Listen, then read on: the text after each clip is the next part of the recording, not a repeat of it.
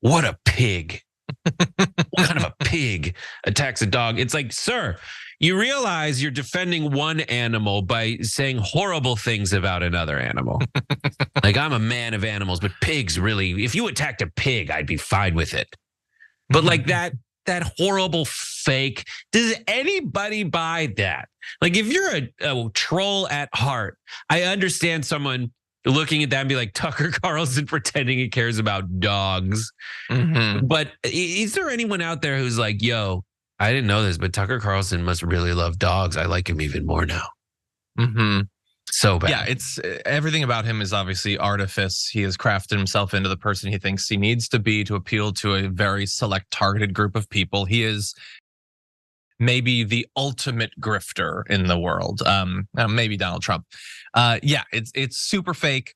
The issue is we already know at this point, their points don't need to be good. Their performances don't need to be compelling or authentic or honest. And that's true for Alex Jones, Tucker Carlson, all of them, because for some reason, the standards, the critical thinking and viewing apparatus of the people they're targeting is like, it's buried beneath the surface of the earth. They can't tell when they're being conned, when they're being talked down to, when they're being condescended to or grifted. They just can't tell. And so why would we expect his performance to be any better? Why would we expect Charlie Kirk to make better points? Why would we expect any of them to try to live up to the alpha male lifestyle that they say they follow? Like, they don't need to do any of this stuff. Like, if I was the president of the United States, if I was the most powerful person in the world, I would walk around the White House naked. It'd be awesome. Well, it's also his house. Yeah. He can't walk around naked in your own house. This guy's crazy.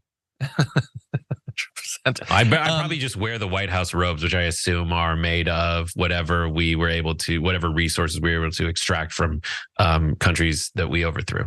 Oh my God. By the way, I love the idea that Alex Jones is the one who is like, he was mean to an animal. He did something crude. Do you want to, if we had secret cameras of what Alex Jones does in his house, I think kicking a dog would be the best case scenario for the dog, and walking around naked, there's probably worse going on. They're making the dogs gay.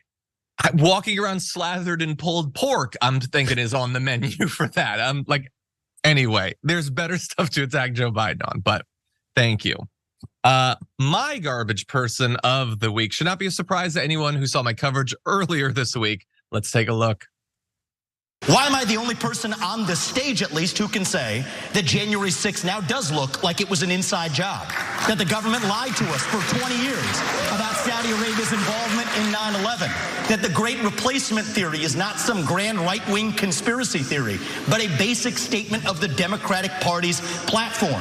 That the 2020 election was indeed stolen by big tech?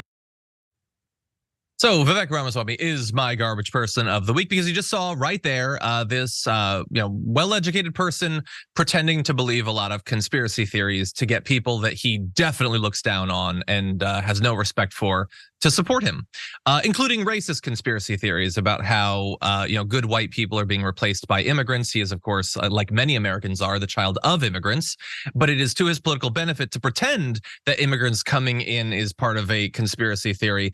And so he did that. That's not even specifically why he's my garbage person. I'm just gonna add a newer addition of that, which is that his team retweeted a clip from Nick Fuentes' live coverage of the debate. And they were happy about that. Because, hey, Nick Fuentes liked his comments about conspiracy theories. Nick Fuentes is a Nazi.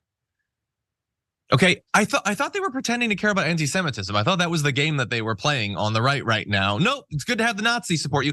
And by the way, they took it down and they said, oh, we didn't know, we had no idea.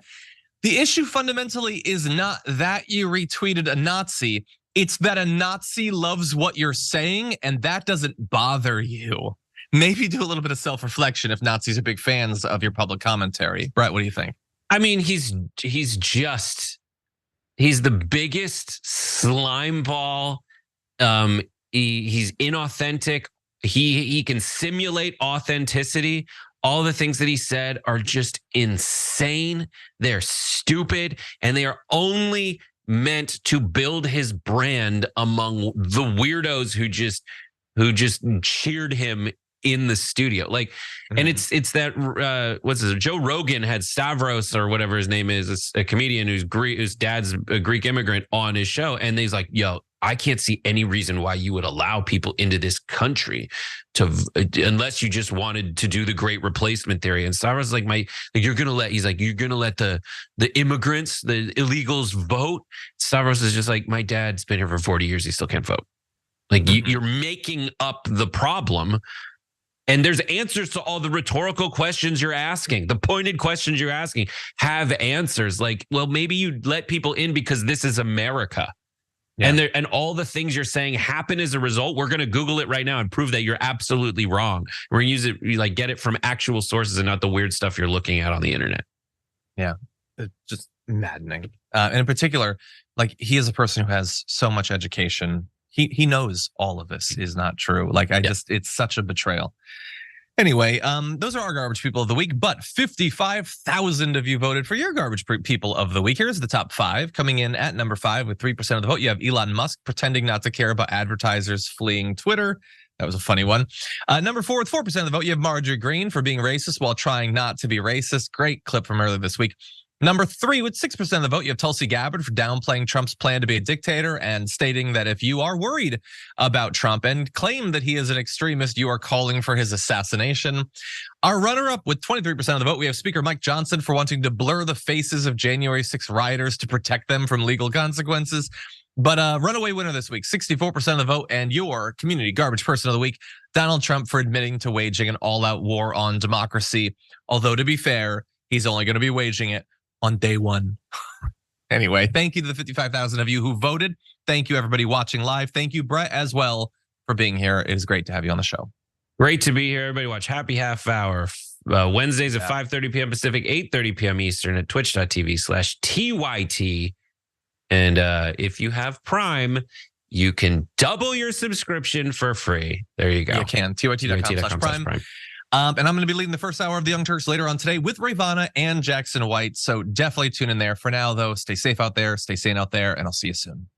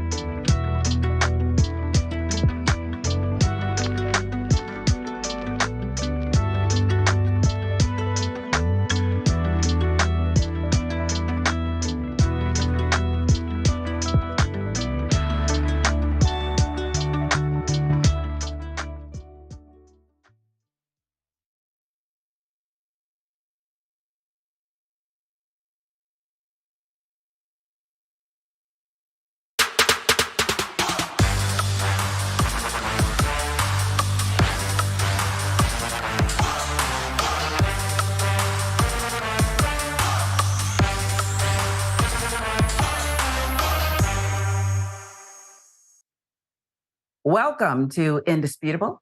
I am Sharon Reed, once again in for Dr. Rashad Ritchie. The doctor will be back. And joining me as special guest co-host today is Rayyvana. It just rolls off the tongue, okay? Ray, it's always a pleasure to be here with you. I can't wait to hear your commentary. One of my favorites. You probably think I say that to everyone. I mostly do. I think I do, but you truly are one of my favorites. What do you say we jump right into it? And I want to start with a global headline. America, look at your life. Because it seems that a woman attempted to burn down Martin Luther King Jr.'s birth home. Look at your life. Atlanta police have arrested Lanisha Chantrice Henderson for attempting to burn down Martin Luther King Jr.'s birth home yesterday evening. She's been charged with criminal attempt arson, criminal attempt interference with government property, the two-story house where Dr. King spent the first 12 years of his life. Because King's home is federal property, Henderson could face further charges here. One of the tourists on the scene, Zach Kemp, told the New York Times he initially thought the woman was watering shrubs in front of the house before she rushed up the stairs and pulled on the front screen door. She did not respond when they asked what she was doing, emptying the contents of a 5-gallon container before tossing it into the bushes and grabbing a lighter she had left on the grass, he said. Mr. Kemp said the woman had a nervous energy, but was not aggressive and walked away after he physically blocked her path. It was he who called 911, shouted for help to the two off-duty New York officers who chased down the suspect and restrained her until local police arrived. And a fire department battalion chief, Jerry DeBerry, said, had the witnesses not intervened, the house could have been burned to the ground in just moments. Could have been a matter of seconds before the house was engulfed in flames, DeBerry said. See the takedown there? Give you more information on Henderson. The 26-year-old woman's father and 3 sisters who arrived on the scene later described her as a veteran in mental distress.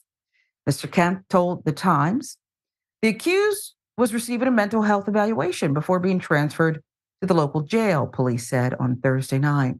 King Center released the following statement. Tonight, an unfortunate incident occurred at the birth home of Dr. Martin Luther King Jr. as an individual attempted to set fire to this historic property. Fortunately, the attempt was unsuccessful thanks to the brave intervention of Good Samaritans and the quick response of law enforcement. We thank the Atlanta Police Department, Atlanta Fire Department, the National Park Service, and Mayor Andre Dickens for leading the efforts to ensure the safety of our cherished national landmark and its adjacent neighbors. Our prayers are with the individual who allegedly committed this criminal act. Obviously, Ray, this young woman, according to her own family, in the middle of a mental health episode, if you will. And that's important to note. But when I began with America, look at your life, look at the climate that we're currently in. Could very well have been born out of something else, if you will. Your reaction? Yeah, obviously, when I first saw this story and I was reading through the article, when I got to the name and the photo of the woman who's been arrested in relation to the incident, and I saw there's a video of her putting the gasoline on the porch, I was surprised because it wasn't what I expected given the headline that I read. Which I think is exactly the point you're making, that my immediate reaction was, this must have been a white supremacist trying to erase the history and the legacy of Martin Luther King Jr. But there's also, as you mentioned, it's important to point out that she was having a mental health episode, and her family also mentioned that she is a veteran, because I think that goes a long way to show the lack of resources that there are for veterans in this country. I mean, and if not for these interveners, these tourists who just happened to be there blocking her from doing it, we could have lost this monumental part of history. And that would have been absolutely devastating. And the estate of Martin Luther King Jr. said in that message that they're praying for her. And I think that's also important to highlight, that they want this person to get the resources that she needs so that things like this don't happen in the future. Because if any of the circumstances had been changed just a little bit, if there hadn't been these individuals there to stop her, the house would have burned down, as they mentioned, in a matter of moments, considering the amount of gasoline that she had already doused the house in. So this is a person who evidently has been failed by the system, and just as we see with so many veterans who, as it's pitched to them, they sacrifice for this country, they leave the services, and then what do they get? Severely underfunded assistance, poor medical care, lack of training to be reintegrated into society as a civilian. And that seems like these things failed this woman so severely that she acted in this manner, not to excuse it, but just to give maybe some context as to how it happened in the first place. I couldn't agree with you more. And I think that it was proper and decent for the King Center to also point out that these are good Samaritans. Notice there was no overkill. And they seem to be forthcoming in their statements that there was not real resistance here. Something seemed to be going on. And to those who would say, well, wait, if this woman, instead of a lighter and gasoline, had a gun, would the same individuals on the same, perhaps, side of the aisle, I mean, Martin Luther King and the King Center is about nonviolence and social justice for all, but would the same individuals quickly just say, oh, nothing to see here, unfortunate incident, and mental health episode? There's, especially considering that, it's hard to consider, especially when, this is a veteran. She probably does have access to weapons. So, I'm not quite sure, to be honest. It stumped me too. I know people are already bringing that up, hypocrisy or whatever. I think that it's best to look at things like this in a truthful manner. We do know the facts here. I believe we do know the facts. And it is an unfortunate incident. And the best news we heard was that it wasn't, we don't believe, preliminarily, the investigation, though, seems to have gone pretty far. We don't believe this is an act of anything but someone who's in the middle of something that needs assistance. We'll keep following it. The name, the face, we can't escape it, can we? Vivek Ramaswamy is pushing the great replacement theory. Go ahead, take a look. Terms. And here's my issue with all three of my other colleagues on this debate stage. Is all three of them have been licking Donald Trump's boots for years for money and endorsements. Ron DeSantis, you've been a great governor, but you would have never been one without actually begging Donald Trump for that endorsement. And you attacked him in your book a year ago. Same thing with Chris Christie as a lobbyist, begging them for COVID money for his special interests in New Jersey, prepping him for the debates last time around. These people are now Monday morning quarterbacking some decision he made. I think the real enemy is not Donald Trump. It's not even Joe Biden. It is the deep state that at least Donald Trump attempted to take on. And if you want somebody who's going to speak truth to power, then vote for somebody who's going to speak the truth to you. Why am I the only person on the stage, at least, who can say that January 6th now does look like it was an inside job? That the government lied to us for 20 years about Saudi Arabia's involvement in 9/11? That the great replacement theory is not some grand right-wing conspiracy theory, but a basic statement of the Democratic Party's platform. That the 2020 election was indeed stolen by big tech.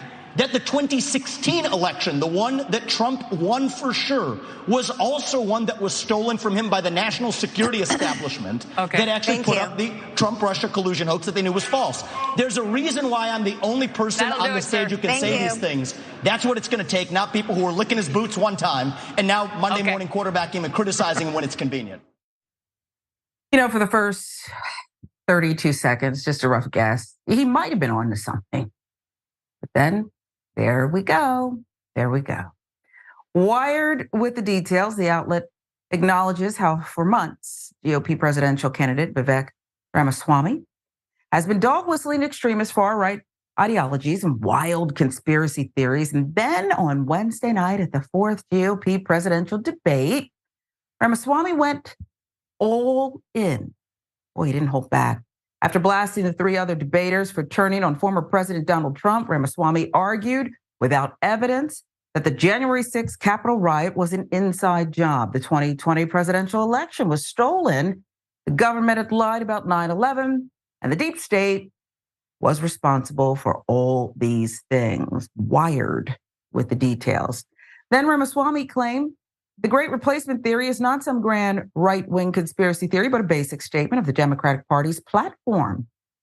The Great Replacement theory is a widely debunked conspiracy. The liberal establishment, along with a cabal of global elites, is encouraging the immigration of people of color in order to replace white voters.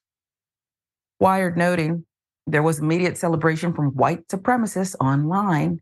Yeah, so the dog whistle, okay? Who's your audience? Particularly white nationalist influencer Nick Fuentes, who was live streaming his reaction, appeared visibly shocked before gleefully telling his thousands of viewers, "Let's go," as Ramaswamy continued to spew out conspiracies. The clip of Fuentes' reaction was then reposted on X by Irish anti-Semitic and anti-immigrant influencer Keith O'Brien, known online as Keith Woods. O'Brien captioned his post, "Time to mainstream this discussion across the West." And as the post quickly racked up likes and shares, Ramaswamy's own official X account even reposted the tweet. O'Brien wrote on his Telegram channel, "Repost by Vivek. Very cool. We love Vivek." Ramaswamy subsequently deleted the post from his feed, but within minutes of Ramaswamy boosting the conspiracies, verified accounts on X and major far-right influencers on platforms like Telegram were celebrating. Vivek says all the right things. John Sable, QAnon promoter known as QAnon John, wrote on his Telegram channel. Jordan Sather, another QAnon influencer, claiming initial media reports of Ramaswamy spouting conspiracy theories proved that Vivek kicked ass on the debate stage last night. Ramaswamy did not immediately respond to requests for comment from Wired. Night before the debate, the candidate also boosted the conspiracy theory on X in a post calling the theory basic immigration policy for Democrats. Wired goes on to remind us that the once fringe theory, cited as a motive by multiple mass shooters in recent years, has been amplified, not only by online far-right influencers, but also mainstream right-wing figures like Tucker Carlson, who pushed the Great Replacement theory countless times on his former Fox News show. Hannah Gase, the senior researcher at the Southern Poverty Law Center, told Wired, quote, "Great Replacement, just one of several iterations of racist white extinction theories that radical right actors have injected into American politics throughout the years. It's motivated far-right extremists to carry out acts of grotesque racial violence, whether in the United States or abroad." She continued, quote, "At times, these theories have mainly found favor among the far-right fringe. In other cases, their embrace among more mainstream political actors has led to devastating policy changes, such as the use of racial quota systems in immigration law." Great Replacement theory has also been used across Europe to justify the rise of authoritarian regimes, such as that of Viktor Orban, Hungary, recently cited as an excuse for the violent riots that engulfed Ireland's capital last month. Now, we know that there are people who drink this in. They do actually believe that this is the case. And then there are others who are worse. They're not gullible. They didn't grow up just being racist, okay? They are bright, devious, well, devilish minds. And they know that to stay relevant and to boost popularity, they just pull out their bag of tricks and they throw it out there. And that's what Ramaswamy, who has that lasting big smile as he does this really horrific evil work. It's evil work. okay, calling out the worst in people's minds and putting them to work. He knows what he's doing. You agree with me, don't you, Ray? Oh, absolutely. I think that you hit the nail on the head precisely when it comes to what Vivek is trying to do. I mean, just his entire campaign has been filled with this sort of far right dog whistling and uh, giving the 4chan trolls exactly what they want to see in a presidential candidate. Thankfully, that's not a large enough contingent of the population to elect him president, but still concerning that he's able to do so on the national stage. Just as an example, his platform, he refers to it as the 10 commandments, the first of which is God is real, which Vivek Ramaswamy, that raises some questions considering you're obviously trying to play into the Christian fascism in this country, but you aren't a Christian, Vivek. And then the second of which is there are only two genders. He knows exactly what he's doing. He knew exactly what he was doing that evening on the debate stage, but I wasn't surprised when he said it because, as I mentioned, this has been what his entire campaign is. And he's not the only one. The DeSantis campaign has also been not infiltrated, but supported by these same fringe right wing, hyper online elements. And you saw that come out a little bit when one of the workers for the DeSantis campaign posted a video, an edit of Ron DeSantis that featured Nazi symbols in it. And it is so scary that we live in a country where these people are, running for president. They're given this massive platform, although this debate was on Newsmax, it was on News Nation. So how massive the platform was, I'm not exactly sure. But they're still, being given this platform. They're still able to present these horrific racist ideas to a captive audience. And we saw with people like Tucker Carlson, deplatforming worked. I almost never hear what he's doing anymore now that he doesn't have a Fox News show, now that he doesn't have his white supremacist power hour every evening being broadcast to millions of homes across the country. So I really think that that is the approach we need to take. And unfortunately, when the Republican Party is so saturated with these types of far right, racist, fascist elements, that deplatforming becomes even more of a difficult and arduous task than it already was. Yeah. You just gave us a dissertation on this whole thing. And it would be different if this were a conspiracy theory without real injuries. Remember the movie Splash? 84, I believe it was. Mermaids. It was Daryl Hannah, correct? And this mythical creature, half human, half fish. There were many people, still today, who believe mermaids are real. And the government is keeping that from us. Okay. That to me is, that's what you want to believe it. Beautiful, right? Who doesn't want to swim away and then flop on land? I don't know. But it's a harmless conspiracy theory. But when you start putting people who are predisposed, who are depressed perhaps about their own state, and maybe can't even think clearly about that, up to this, brown people, immigrants, trying to replace us. They're trying to breed us out. The government is helping them. What do you think happens to those people? What do you think happens to them? So while Vivek is getting more likes on X and boosting things and giving credibility to Fuentes and others, what's going to happen to these innocent people? Last word goes to you, Ray.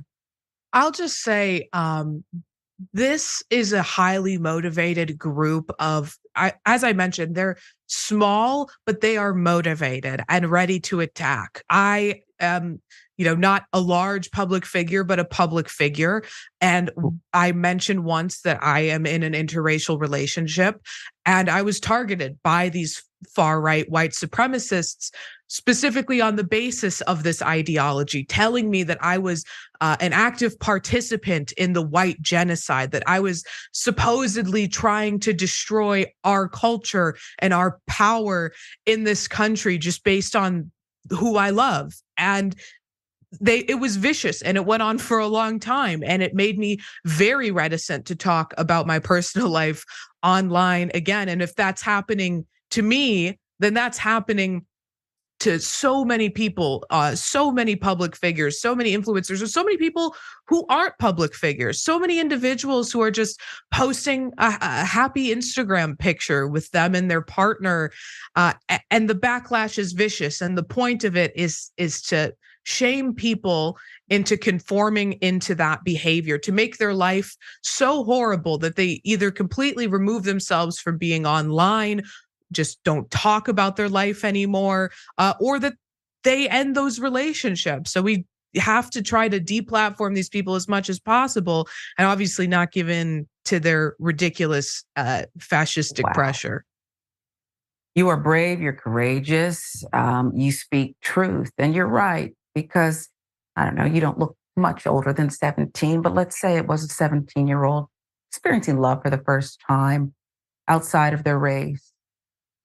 They might capitulate and never be the same and think this is true. I have a responsibility to stay inside with my own, if you will. It's despicable. And so is Vivek. And he's just the latest. Let's face it, there's always going to be somebody else who takes hold of this and pushes it for their own personal gain.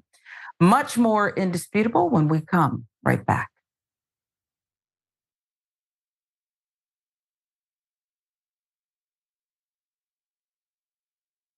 Now I'm going to do something very different here and read some one-star reviews of the Young Turks on Apple Podcasts. Donnie Franchise said, pretty much it's like listening to a trash compactor. Someone else said, negative, anti-American propaganda. And others said, out of context, misquotes, typical leftists who are afraid to debate, just smear. These two would be perfect for CNN or MSLSD. Well, Donnie, you might have a point, because I feel like a trash compactor right now after taking in all those garbage reviews. But thanks for listening anyway. We are, in fact, unapologetically progressive. And if you're not ready for bold commentary, then we're not the show for you. On the Young Turks, we speak up about the issues that matter, and we want to make positive change happen. And now here's why we actually do the show. Mariel Morales said, found this podcast from the True Crime Podcast, Fruit Loops, and other great progressive podcasts. I've become an instant fan of the Young Turks. Great conversation, great takes, very well composed, factual podcast, very informative. Love to hear that. Z55 said, it's a joy to experience such awareness and intelligence from fascinating people. And Anna is gorgeous and brilliant. Apparently I'm just fascinating, but I'll take it. Paul for Progress said, news well delivered. Appreciate it. KOOK said, Democrats and Republicans are fair game for TYT. And if Anna or Cenk provide disinformation about anything, they will admit they made a mistake and correct it. We appreciate you noticing that we are honest. To people who actually listen to the substance of the show, thank you. Your listenership supports what we do.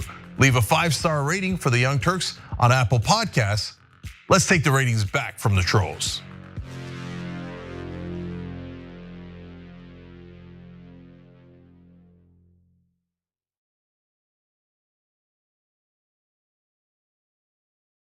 Everywhere you look, things are getting more expensive. Here at TYT, we understand this. That's why we're not gonna price gouge you or use inflation as an excuse to raise our prices. A TYT membership is not your typical subscription, but basic membership is still just $4.99. So what do you get for that price? For starters, you're getting exclusive programming, unique, exclusive designs from Shop TYT, access to a members-only chat, giveaways, emojis, and so many other amazing perks. But most importantly, you're helping to make an impact. As a TYT member, you not only help us do the shows every day, but you drive real positive change in the process. In 2017, we helped to start Justice Democrats right here on TYT. That's a group that got a dozen progressives elected into Congress. That's amazing, you did that. Your support also funds TYT's very own investigative reporting. Just recently, our reporters exposed the Fellowship Foundation and pressured lawmakers into boycotting that bigoted event. Isn't that amazing? We raised over $30,000 for Jackson, Mississippi, and delivered clean water to thousands of people in need. Our petitions, polls, and community of activists help keep the corruption of Washington in check. That's the impact of what just $4.99 a month from our members can do. And we're just getting started. Positive change doesn't occur overnight, but with your contribution, we can make it happen together.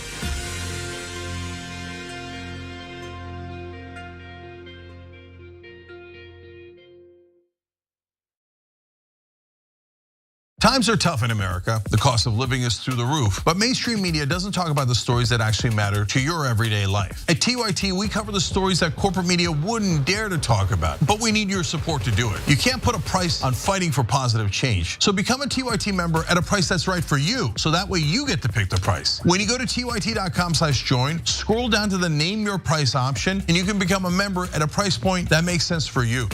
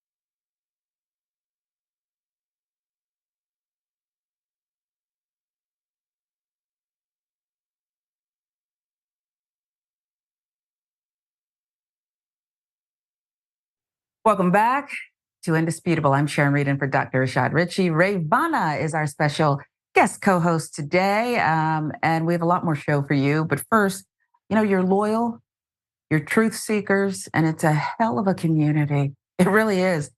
TYT members, now 973,000 subscribers strong on YouTube. Thank you, James M. from Canada, for becoming a TYT member and writing to us why you joined.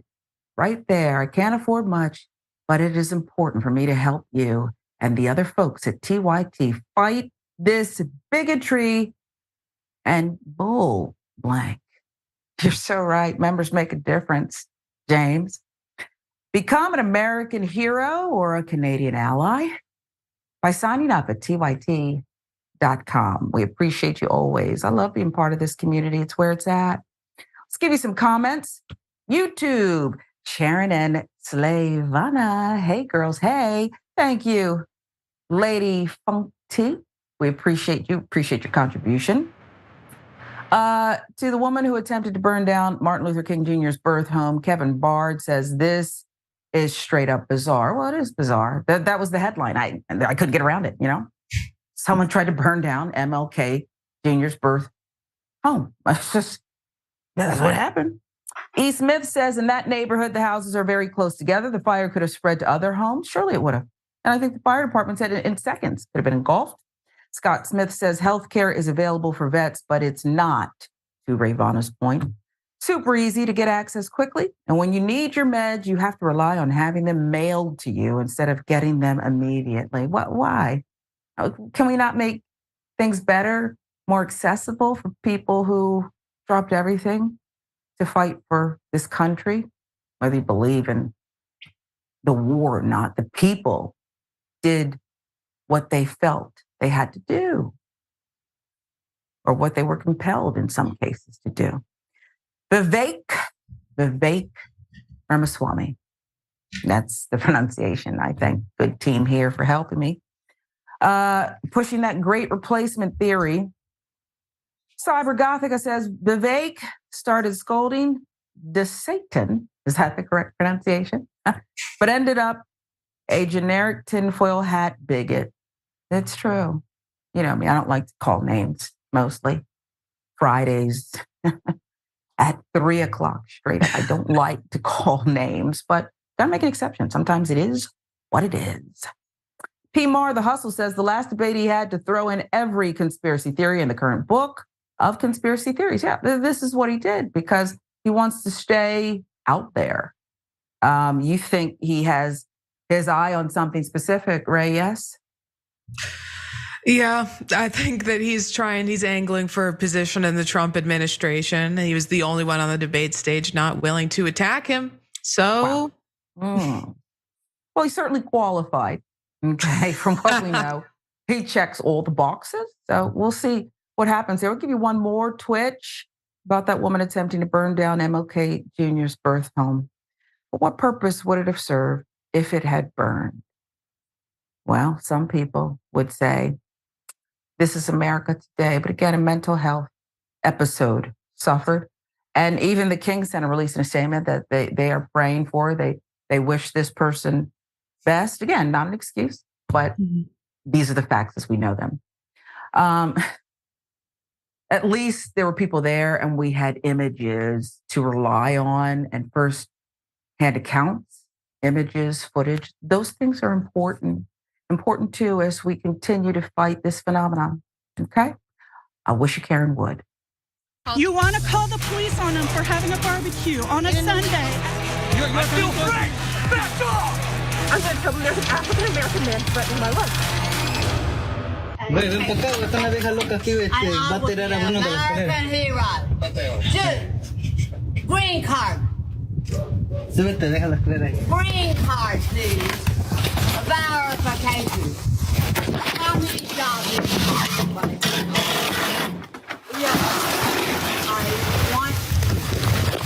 I want to know.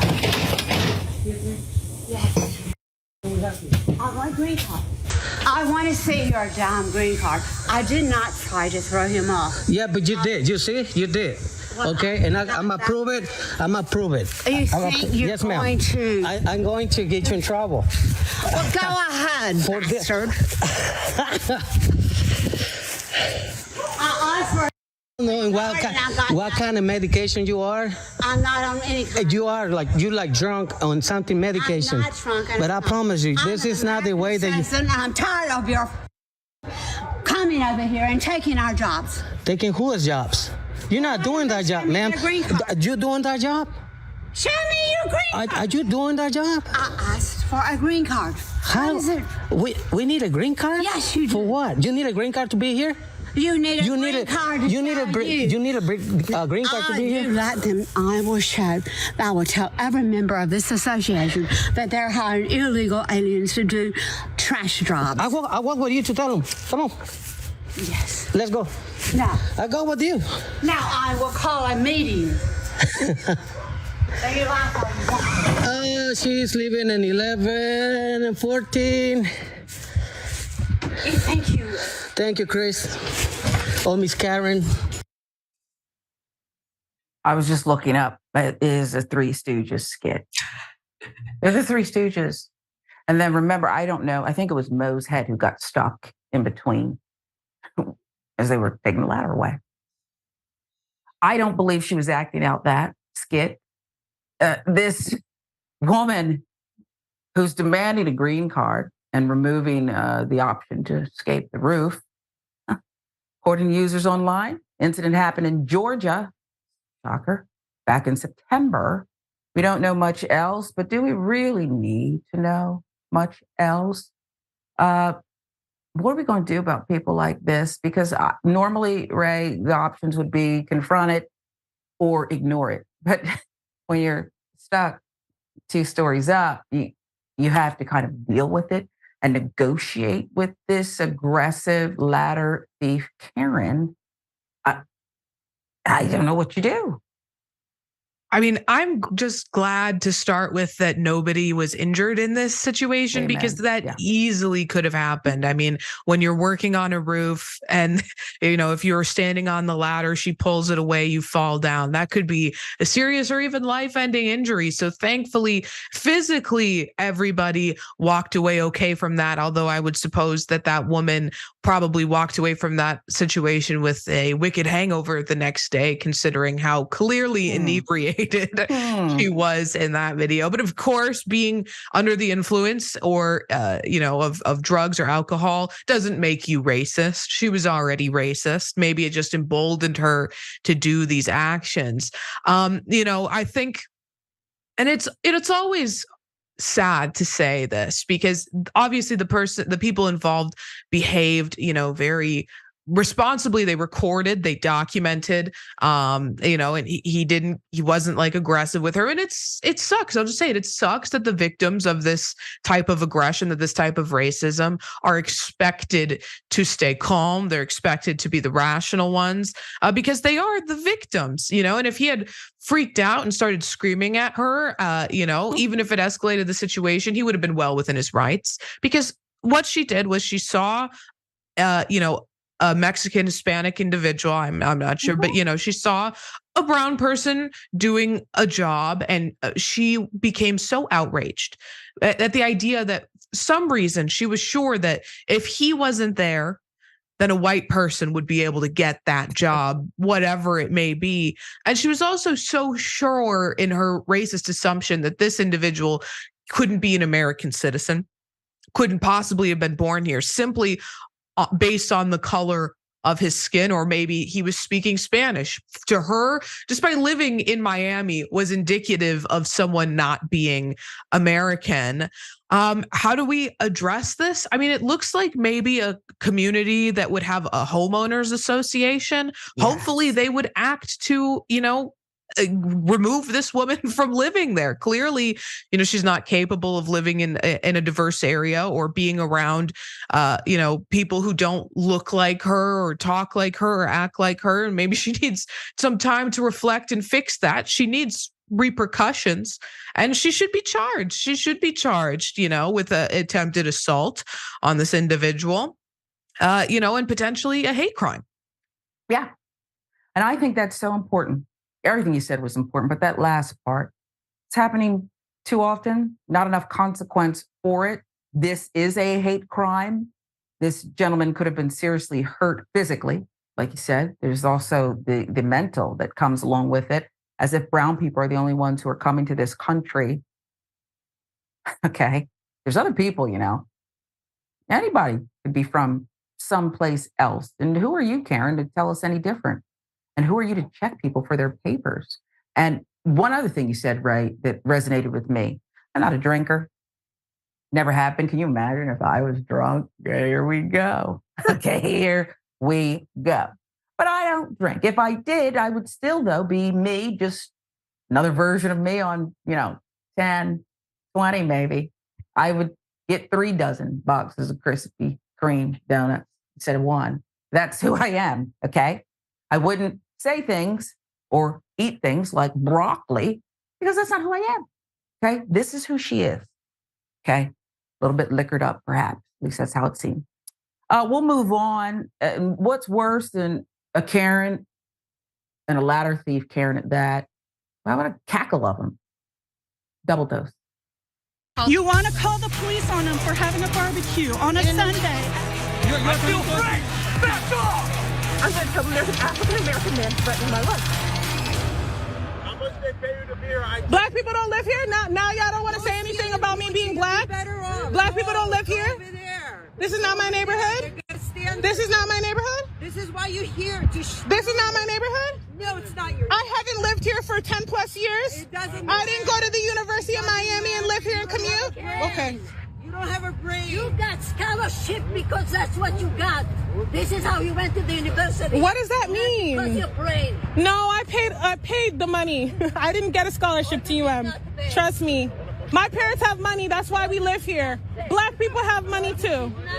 Black people have money too. You did not pay. Don't tell me that you paid. You want to see my student loans? I I can bring up Mohila right now. Okay. Suddenly it's reduced to a lot of noise about student loans. Okay, because this cackle of Karens does not believe that this person of color could have possibly paid for college. What were they protesting? Why is this coming up? Why are you involved in this? There you have it. Cackle, which is one of my favorite words. I love it when the team here uses the word cackle because it's just so, you can almost taste it.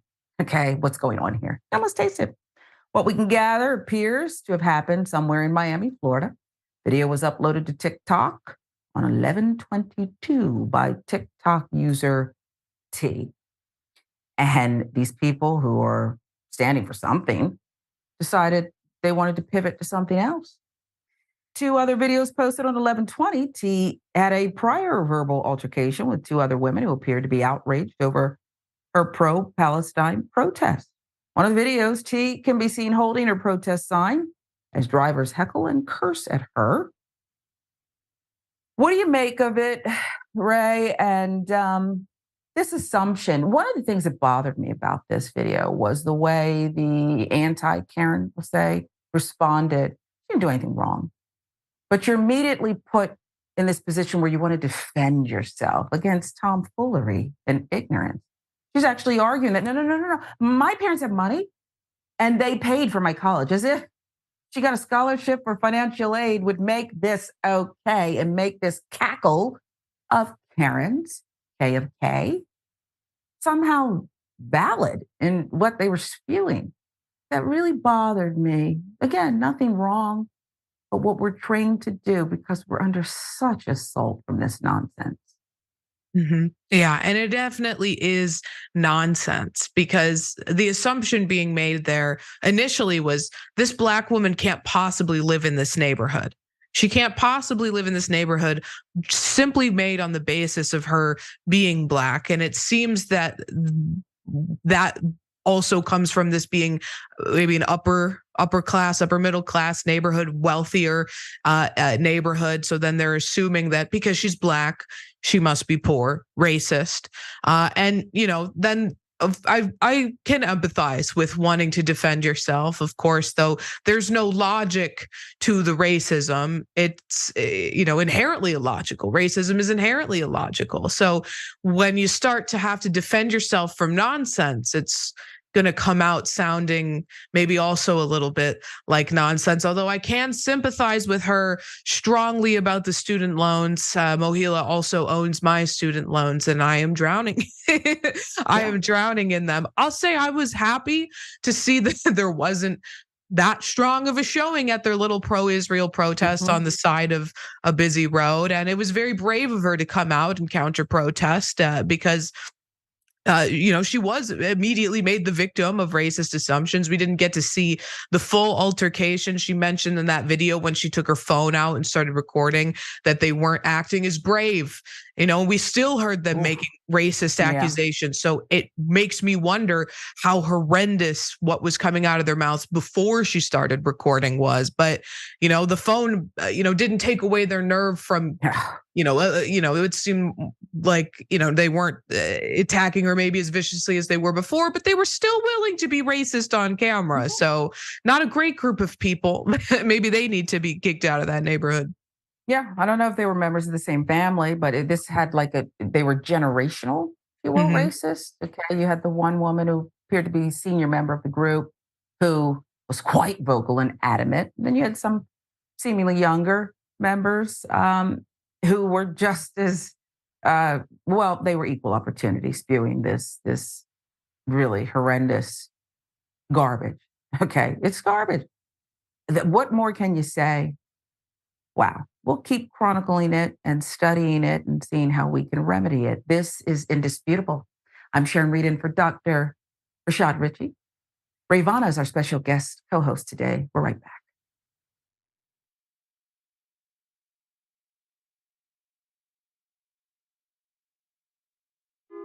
Hey everyone, Mateo Scarapo here, author of Black Buck, which is Shop TYT's first fiction book ever. I'm honored. So, Black Buck is about a young man named Darren who's living in Bed-Stuy, Brooklyn. He lives with his mom, he has his girlfriend, he has his best friend, he has his neighborhood, and his neighborhood has him. Darren's also working at a Starbucks in Midtown Manhattan. And one day, this man, real suave and good looking, comes in and asks Darren to give him his regular.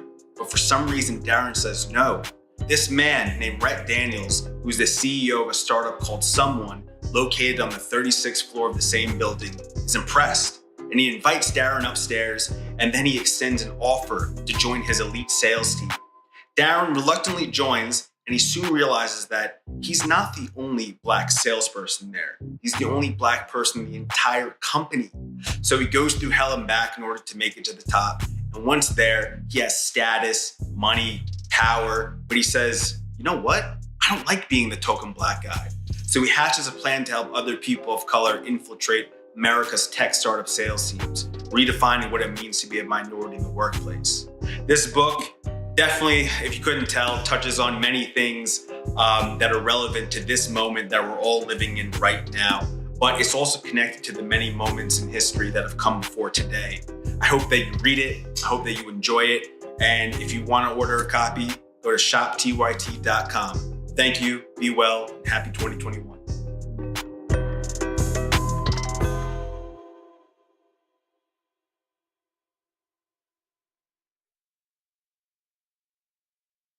Hi, I'm Cenk Uygur. My new audiobook, Justice is Coming, is now available.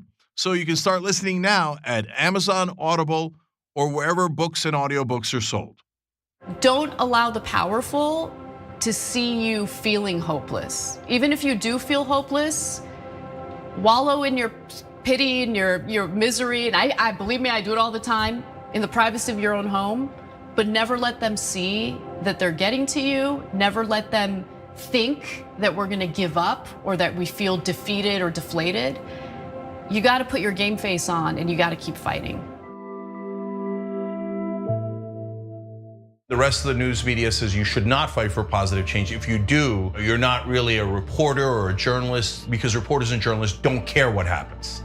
I don't agree. That's not written anywhere. That's not a law. It's just a rule that they invented so that reporters didn't actually challenge the people that are in power. Well, we don't agree with that. We think we should challenge the people in power, that actually makes you a better journalist, not a worse one. Hi, I'm John, and I'm new to TikTok, but about 3 years ago, I started my daily political news show, The Damage Report, because I noticed this trend where every morning I was waking up to this tsunami of news that was just generally dreadful and horrifying and shocking, and I thought that if I could spend my time helping people to navigate this, serving as a bit of a life raft, pointing out which news is important and why, there are worse ways to spend your day. We're not an average news show, and we don't want our TikTok presence to be average either, so feel free to let us know what you'd like us to do on the platform, and maybe give us a follow at The Damage Report. All right, Amazon Prime members, here's how you can subscribe for free on Twitch. Start by linking your Amazon Prime account to your Twitch account, and then click that little subscribe or resubscribe button below the stream on Twitch. Scroll down and select the subscribe free with Prime button, and then you're finished. Close out immediately and share your little subscription alert with the chat. Send a cute message along with it and bathe in the sweet, twitchy Bezos-funded love. Hashtag Bezos Bucks.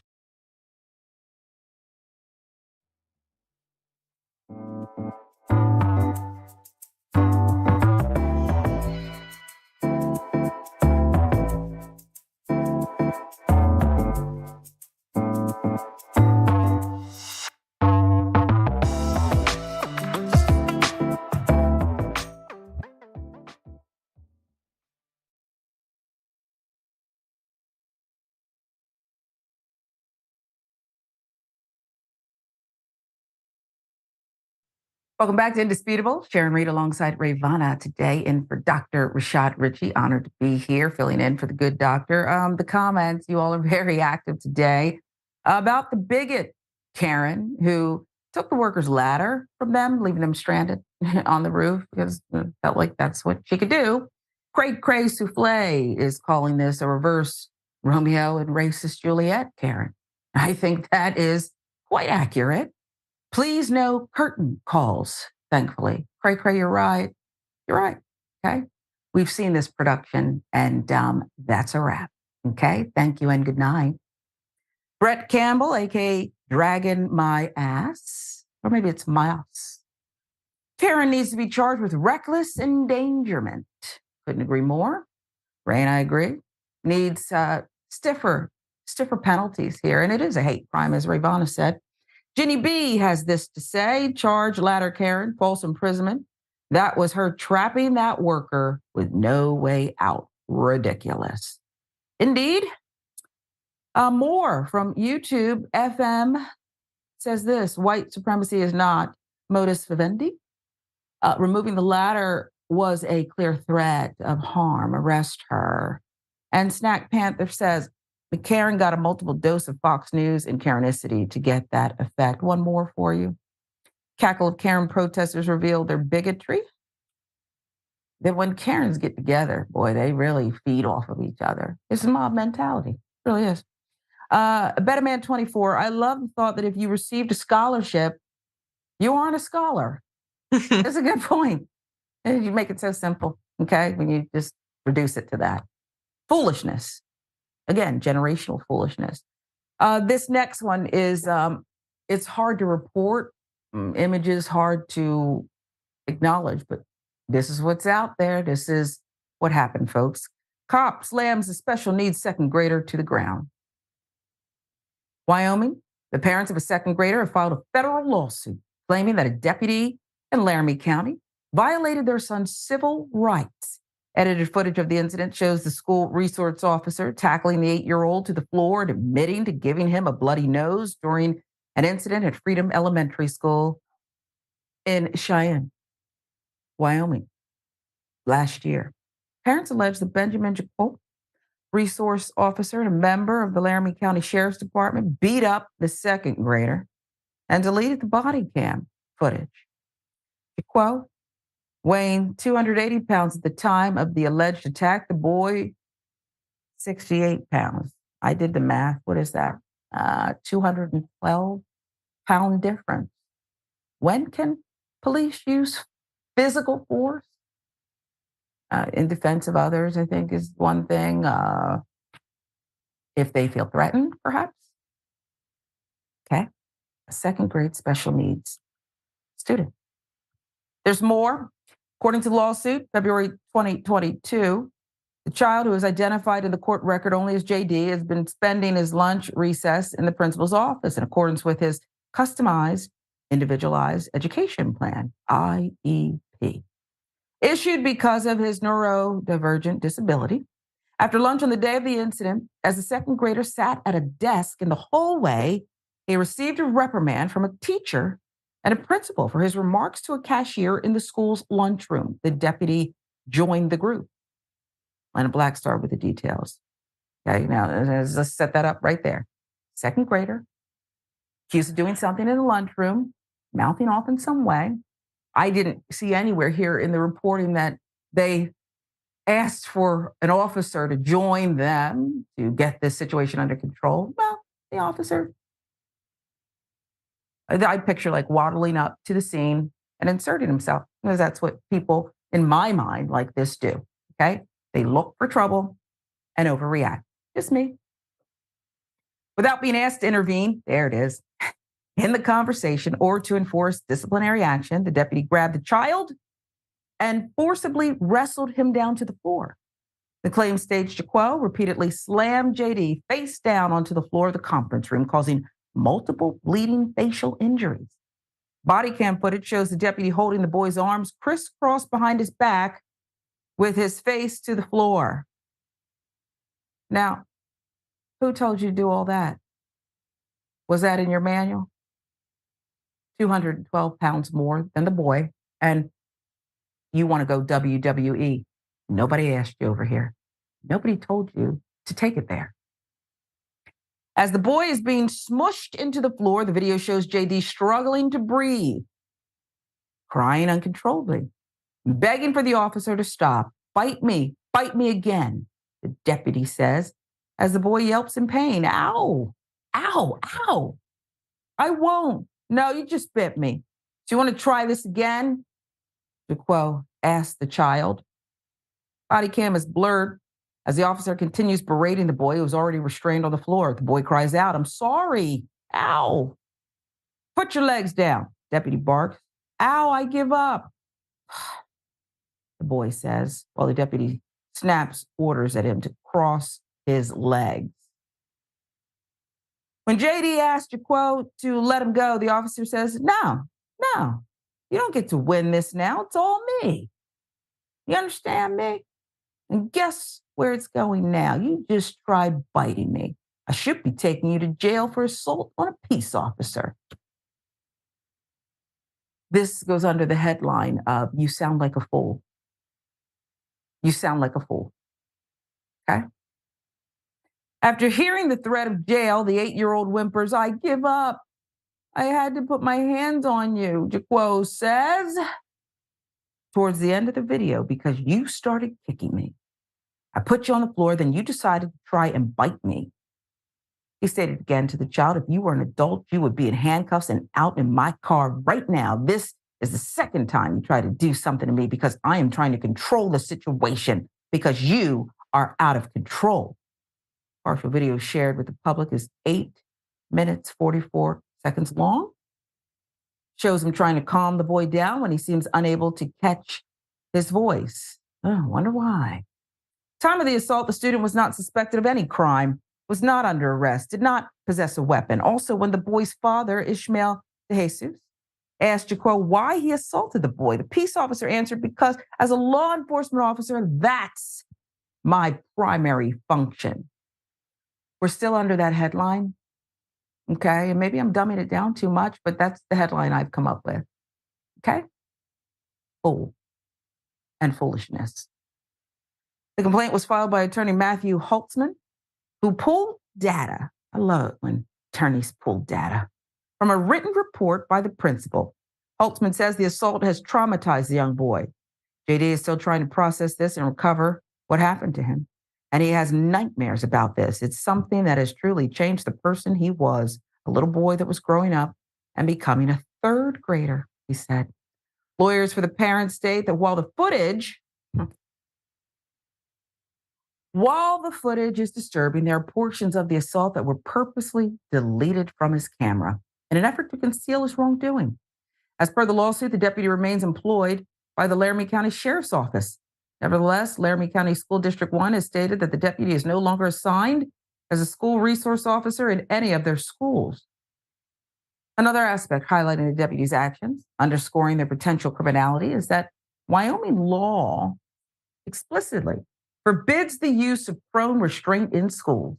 Family wants to take the case to trial, hoping the officer is held accountable.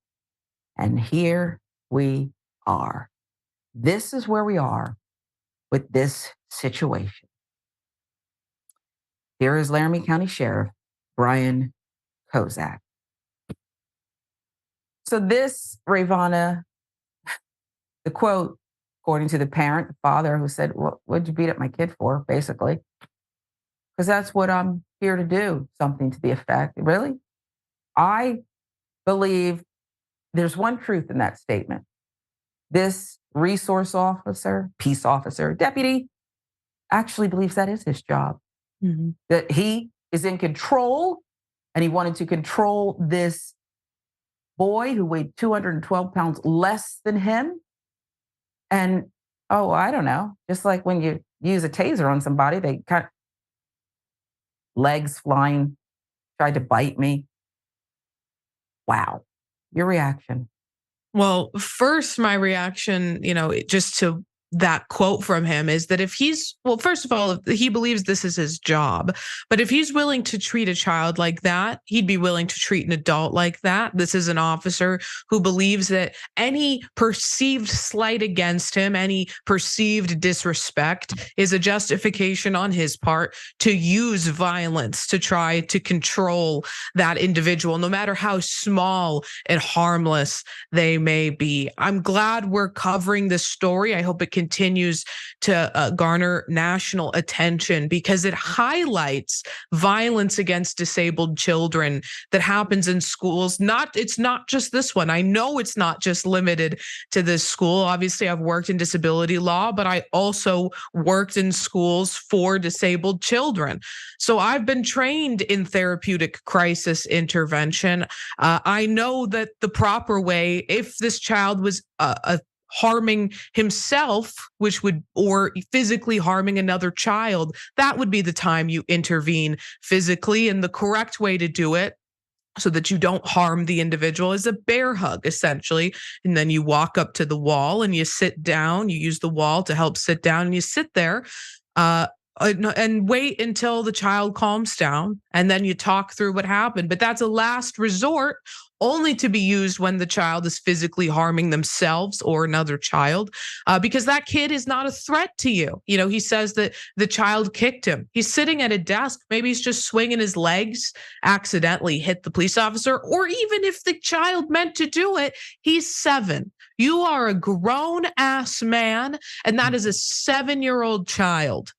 And then he says the child bit him, but not until after he threw him to the floor with enough force to cause him facial injuries that were bleeding, immediately bleeding.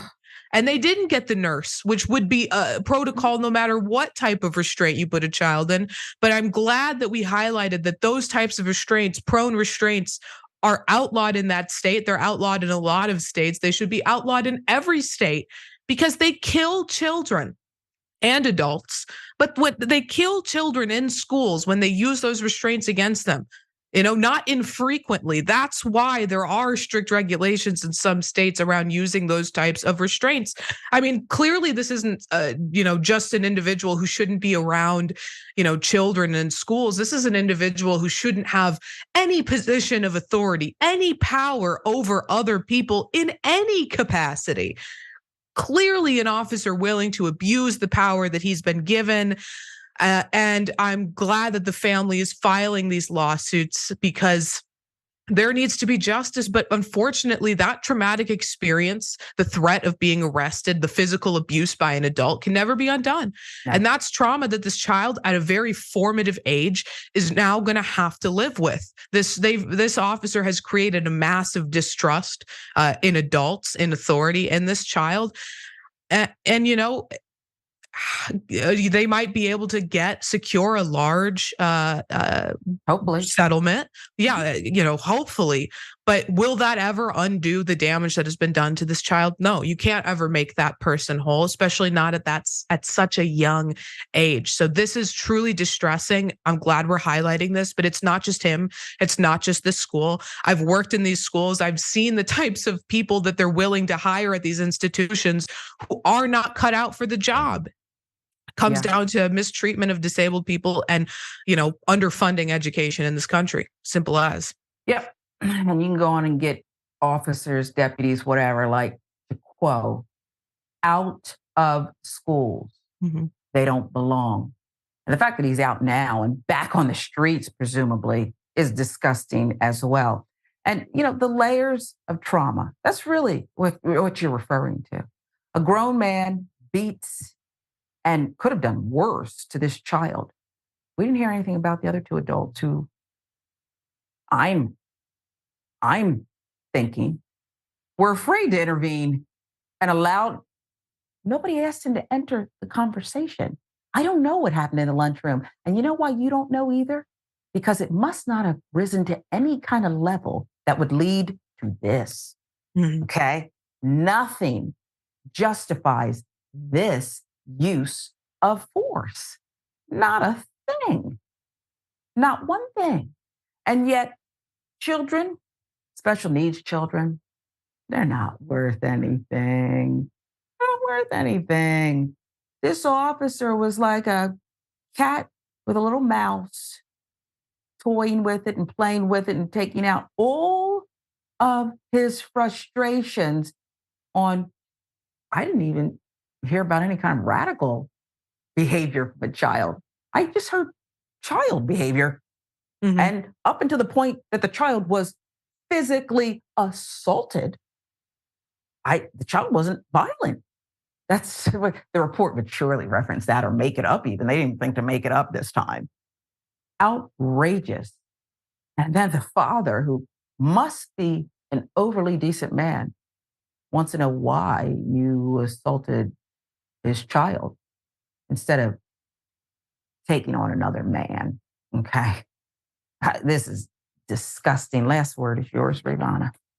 Yeah, I'll just add that I mentioned I worked in schools with disabled children. Specifically, I was a one-on-one with a 7-year-old child who had gone through a lot of trauma, more trauma than any person, let alone child, should have to endure, especially at that young age. And he had behavioral disabilities. He acted out.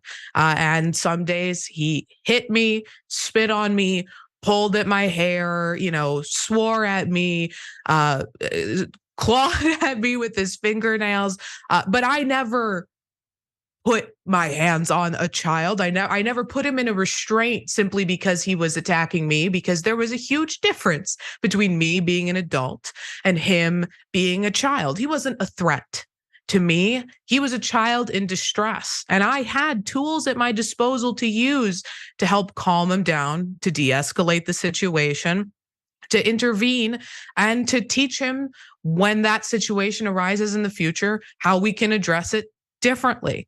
That's how the people working at this school have been trained. So I'm also given pause by the fact that, one, this officer working in the school where there are disabled children with IEPs, was not given that training or totally ignored it. But I'm also concerned by the adults that were standing there, that didn't intervene, that didn't try to stop him, that didn't go try to get medical attention immediately for the child. They waited for a period of time that allowed this officer to do this, because that to me suggests a culture at this school that accepts this type of abuse of children. And that needs to be investigated, and this officer needs to be behind bars.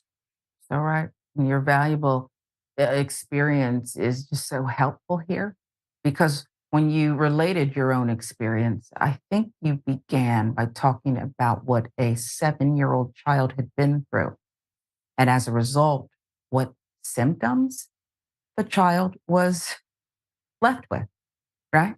When a child is unable to self-soothe, you talked about that wall technique, the bear hug, to help assist and bring the emotional quotient down, okay?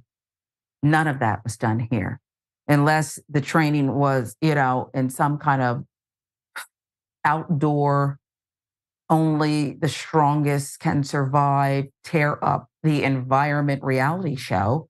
I don't think there was any training here. None, by anyone involved. Who's an adult? We'll keep following it. Gotta have a lawsuit here and criminal charges, folks. Then there's this one. Man attacks an Asian grandfather pushing a baby stroller. Watch.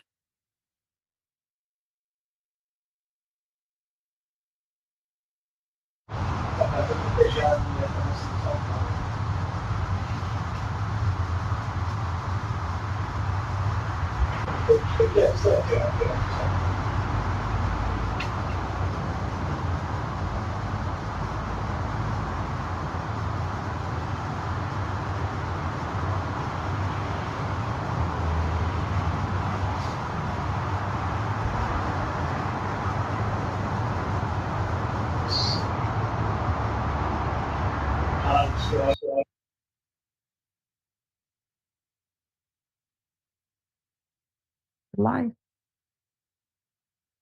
Look at your life.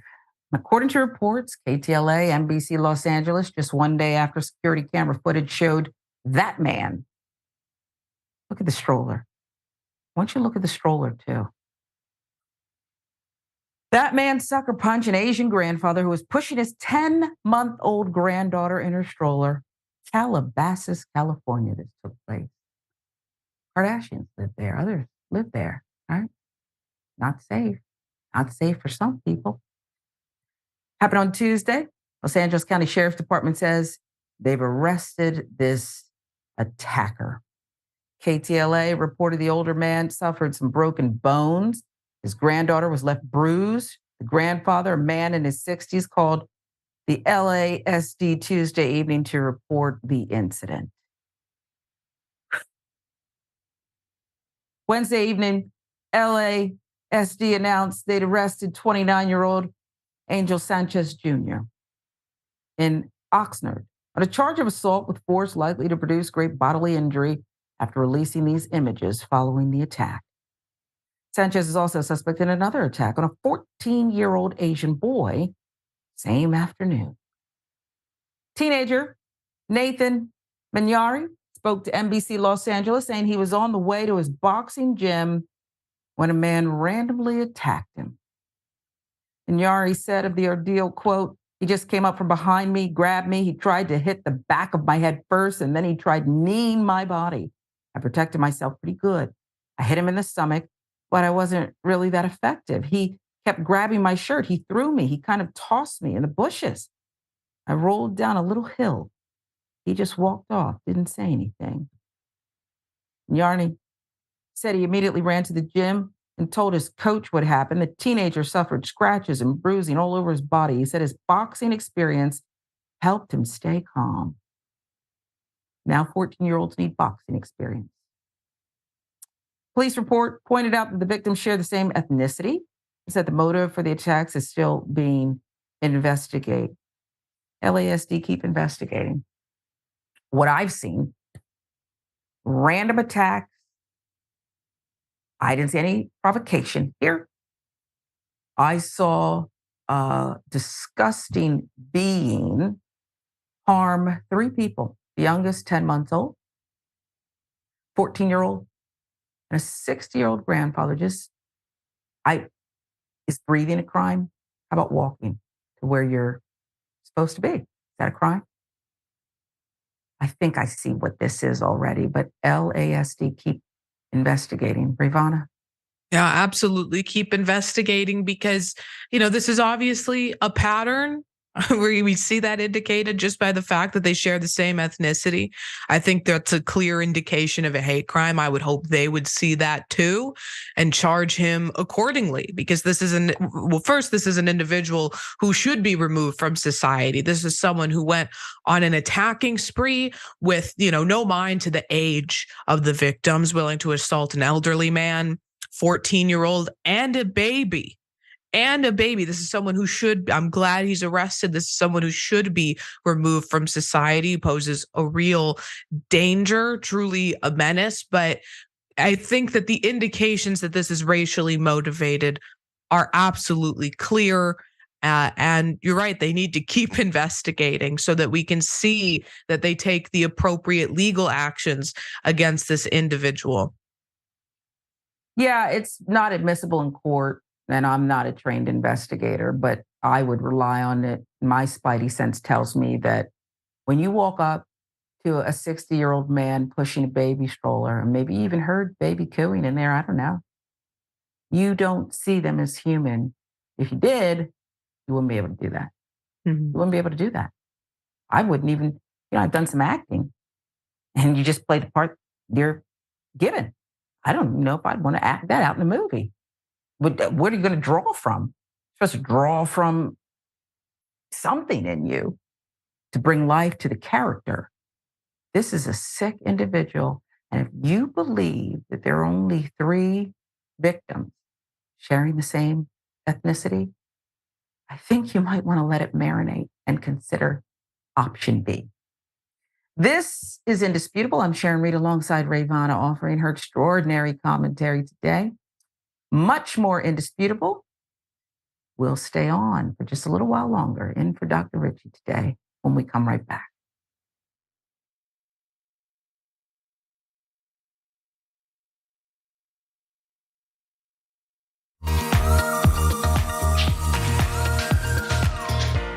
Magic.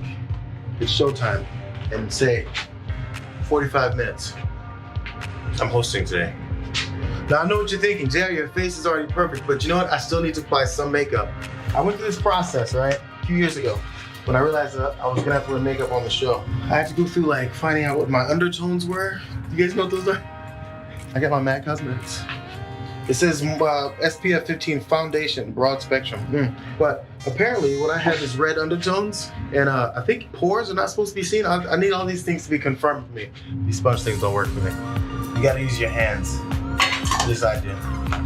That's how the magic really happens. So we're gonna go through a tutorial how to make the magic happen from beautiful to beautifuler. Let's go. I've already been moisturized. That's the first thing. But moisturization already happened. We go raw. All hands. Pick up a couple streaks.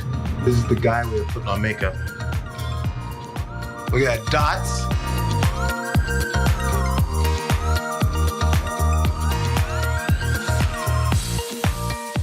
There's some shiny points that generally happen. First of all, here we go. You dust here. I'm putting way too much, but you dust. Oh, get the excess off. You don't want chunky powder. There's like a T-zone, I think, right? Mine is a double T-zone. Because I went middle and another cross. Make sure your nose isn't all shiny. People get on you for it. You don't say, that's not a good point you made on there, JR. Your nose is shiny. You guys are picky like that sometimes. I think that's about it, fellas and ladies. See you guys next time. Bitsies.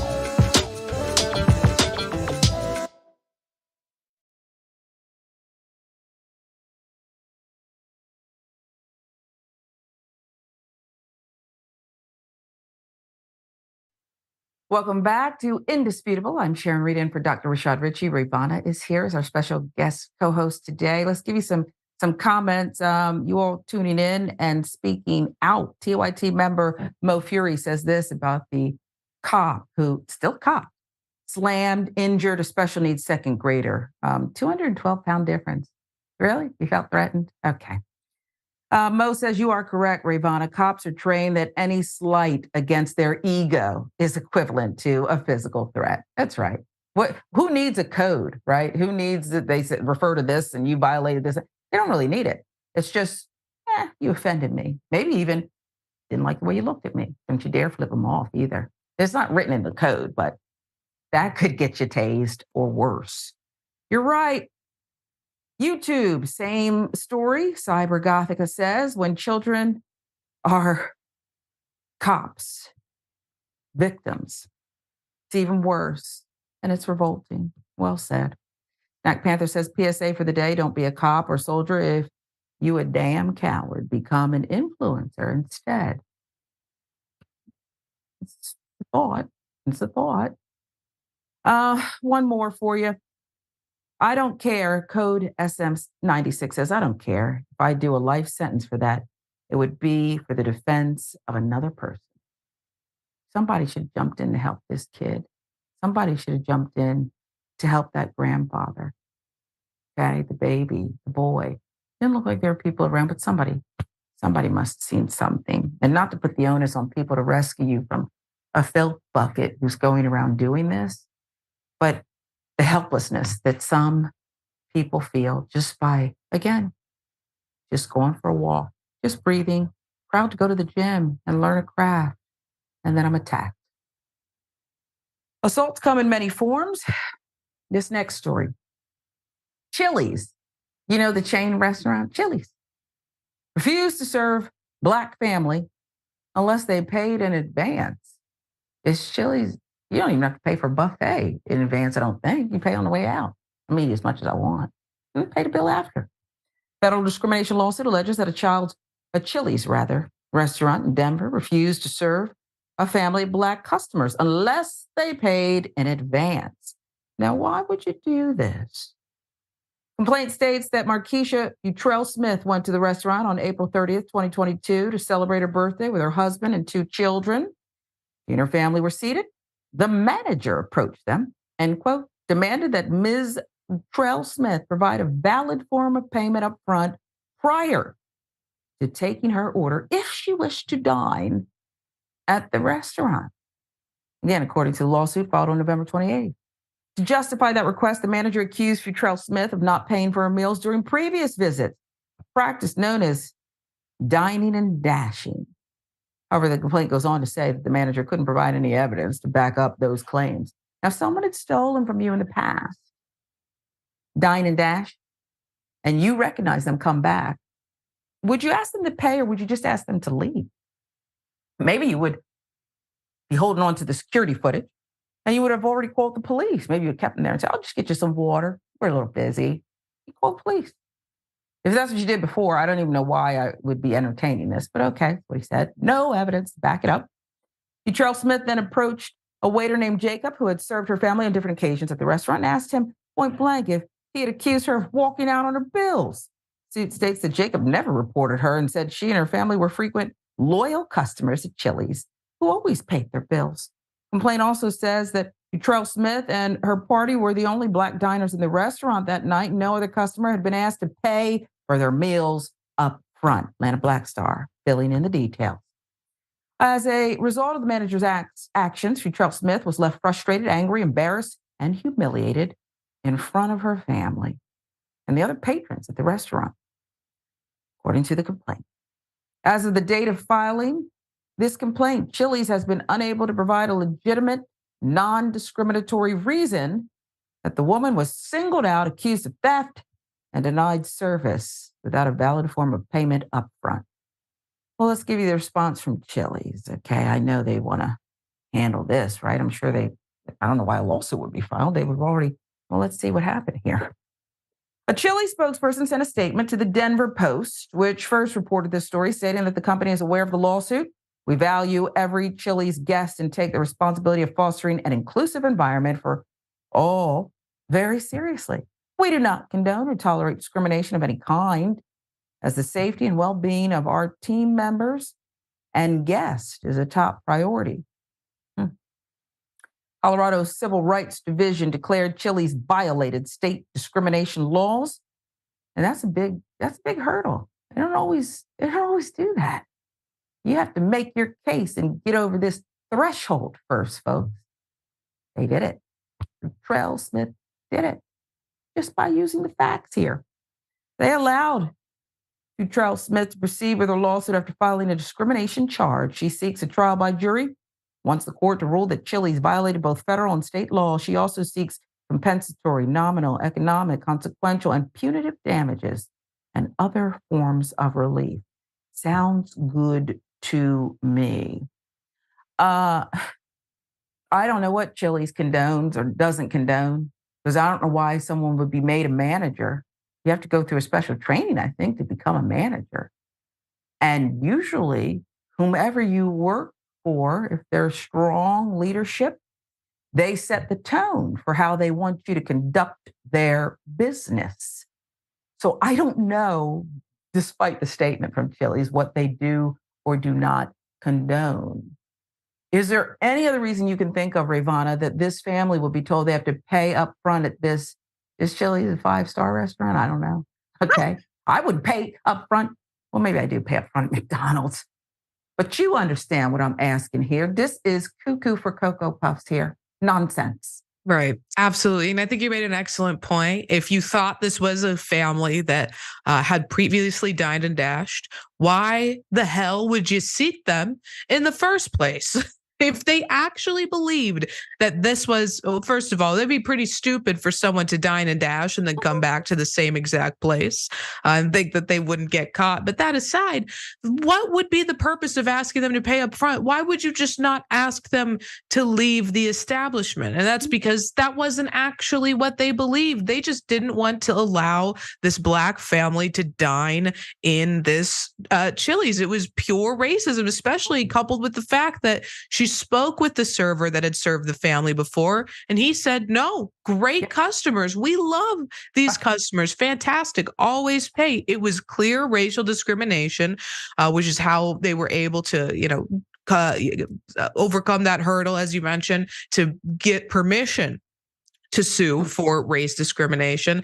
And I would bet my bottom dollar that Chili's is going to be shilling out a lot of dollars to this family to try to avoid any further negative publicity. And I would hope they would also fire that manager and change the way that they do trainings that even allowed someone that racist to rise to that position of power at that location. Yeah, I couldn't have said it better. My God, there's some people I want to sue, Rayyvana, and I need an excellent trial lawyer. Not every lawyer can explain things like that and can do it so competently, eloquently, and badass. Okay, this is crazy. And whomever let the lawsuit get filed in the first place, okay, what are you going to lose the whole franchise? You're going to lose every Chili's if you just acknowledge what went down here. I would have done it privately. I said, oh my goodness. All right, well, let me take 20 minutes. Can you spare 20 minutes? I just want to dig into some things. And I call and find out. They said Jacob was the server. I said, hey, what do you know about this? What, huh? And then I said, well, listen, I have already, it only took me 18 of those 20 minutes. And then I was put on hold. And I found out that I'm horrified by what you went through. And I want to invite you down here to headquarters. You'll eat for free for a year if you'll even have us back. If you'll even dare to go back there. And we have a new manager that's coming soon. What's so hard about that? That federal lawsuit. Thank you, Futrell Smith, Miss Futrell Smith, for doing this necessary work.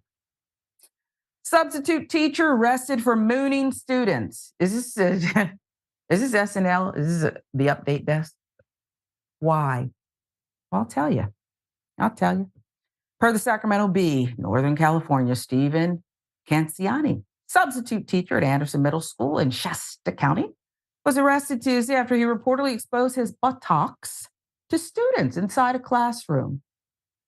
Working on the why. Police suspect, Canciani, has worked as a sub teacher at other schools in Shasta County. 32-year-old man from Connecticut was arrested on suspicion of indecent exposure and annoying or molesting a child, according to the Anderson Police Department. Investigators from the police department were called to the school for a report of a substitute teacher who allegedly exposed himself to a class of children. Sacramento Bee with the raw details. Police said a vice principal at the school told investigators that two students came to her office and told her they could see the substitute teacher's bare buttocks and that his pants were partially down, the department said in a social media post. Vice principal went to the classroom, found the teacher with his pants and underwear down around his mid-thigh area. You mean you kept them down, sir? You mooned the kids and you kept the pants down, sir? Just left them there. Vice principal told the teacher he needed to leave the campus. She immediately escorted him off campus and contacted the police department. Did he pull his pants up when he walked to his car? Or did he then go across the campus like that? We don't know.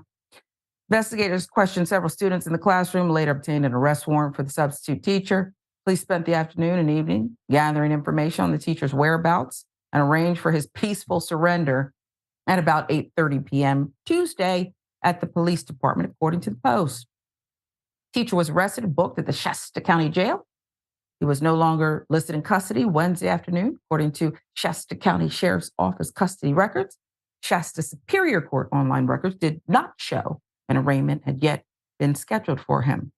Now, the Reading Record Searchlight reported Cascade Union Elementary School District Superintendent Jason Prevent said in a statement released Wednesday, sixth grade students endured a very intolerable situation during class, and that district officials had no prior knowledge of any inappropriate behavior. And the district will offer counseling services for students. I don't know if that would even be enough. What on earth are you doing, sir? Kids can get on your, particularly in the sixth grade. They're kids, they're sixth graders. I didn't hear anything that they did to warrant you undoing your pants and mooning these children. It's incredibly offensive, intolerable situation to see a substitute teacher's likely hairy butt. I said it. How does a kid recover from that? right? Again, now my father was a principal, my mother, a school teacher. They brought home many stories. Not one day in their decades long experience did I ever hear about something ignorant. Like, it's not even ignorant, it's ignorant, okay? You take it away, because I don't know what to say anymore. I really don't know what to say either, except for what the hell? I mean, is this individual some type of pervert? That's the only takeaway I have from this, is that must be the case, is that this individual, is some type of pervert to moon the students in the first place, and then to keep his pants and underwear lowered long enough that a student left the room, got the principal, came back with the principal, and he was still like that. And it's sad that we see things like this happening in schools. And I think that it's an opportunity to highlight the teacher crisis that we have, as well as the substitute teacher crisis that we have, that allows unqualified and clearly not properly vetted individuals to be instructing classrooms or doing whatever the hell you want to describe this as in a classroom. Sure wasn't instructing. And of course, that ties back into underfunding public education, undervaluing our school teachers who do the meaningful work, unlike this individual, and underpaying them. And if we had higher standards and better motivation for teachers to go into teaching, and individuals, to well-qualified individuals to go into teaching in the first place, maybe we could avoid more situations like the substitute mooning teacher. Yeah, start vetting people. What school did you go? Oh, Beavis and Butthead University. I don't think we're going to be able to use you this time. Outrageous. Ray, tell people where they can find more of your great work. Absolutely. Well, first, thanks so much for having me on. It's been a pleasure as always. Everybody can follow me at Rayyvana TTV on Twitter, and you can see my Rebel HQ videos every day. Got one up from just this morning. Trump supporters using their religion to justify bigotry. Of course they are. You can check that out, Rebel HQ, YouTube, and on Facebook as well. Always appreciate you and love the way you break it down. And yes, your videos are definitely worth it. I'm Sharon Reed in for Dr. Rashad Ritchie today. Thanks so much for joining us. And keep loyal, stay with Indisputable and the entire TYT powerful team. We appreciate you.